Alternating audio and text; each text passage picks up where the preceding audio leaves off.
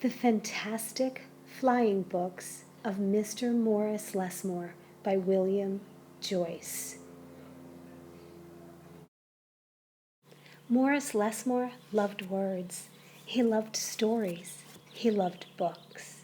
His life was a book of his own writing, one orderly page after another. He would open it every morning and write of his joys and sorrows, of all that he knew and everything that he hoped for. But every story has its upsets. One day, the sky darkened and the wind blew and blew, till everything Morris knew was scattered, even the words of his book. He didn't know what to do or which way to go, so he began to wander and wander. Then a happy bit of happenstance came his way. Rather than looking down, as had become his habit, Morris Lessmore looked up. Drifting through the sky above him, Morris saw a lovely lady. She was being pulled along by a festive squadron of flying books. Morris wondered if his book could fly, but it couldn't. It would only fall to the ground with a depressing thud.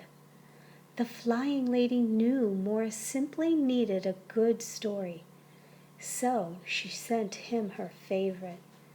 The book was an amiable fellow and urged Morris to follow him.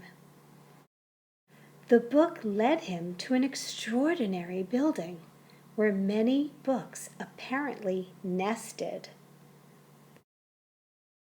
Morris slowly walked inside and discovered the most mysterious and inviting room he had ever seen. It was filled with the fluttering of countless pages, and Morris could hear the faint chatter of 1,000 different stories, as if each book was whispering an invitation to adventure. Then his new friend flew up to him and landed on his arm. It held itself open as if hoping to be read. The room rustled to life, and so Morris's life among the books began. Morris tried to keep the books in some sort of order, but they always mixed themselves up. The tragedies needed cheering up and would visit the comedies. The encyclopedias, weary of facts, would relax with the comic books and fictions. All in all, it was an agreeable jumble. Morris found great satisfaction in caring for the books, gently fixing those with fragile bindings and unfolding the dog-eared pages of others. Sometimes Morris would get lost in a book and scarcely emerge for days.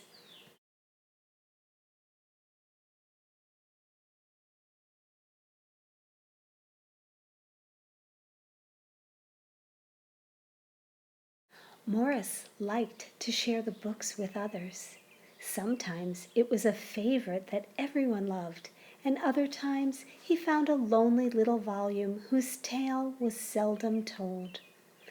Everyone's story matters, said Morris, and all the books agreed. At night, after all the stories that needed telling had been told, and everyone had settled down to their proper places on the shelves, the great big dictionary would get the last word. It was then that Morris Lessmore would once again write his own book. He wrote of his joys and sorrows, all that he knew and everything that he hoped for.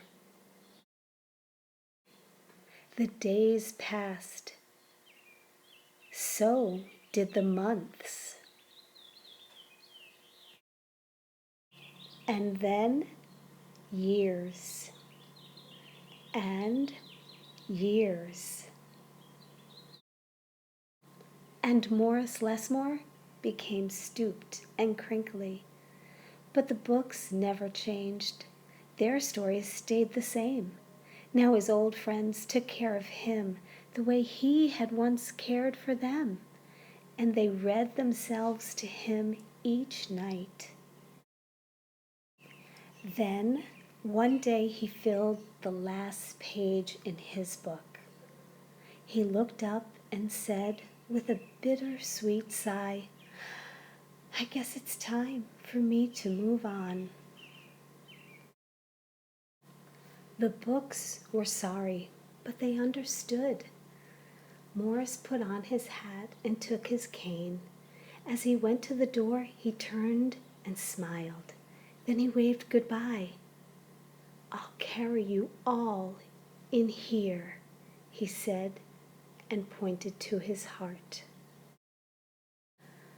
The books waved their pages, and Morris Lessmore flew away.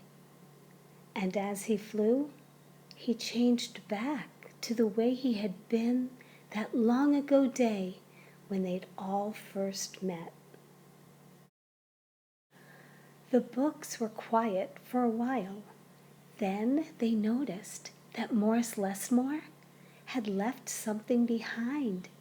"It's his book," said his oldest friend.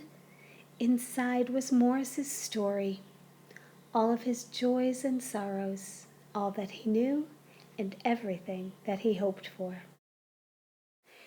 Then the books heard a small, expectant sound. There in the doorway was a little girl. She looked around with wonder.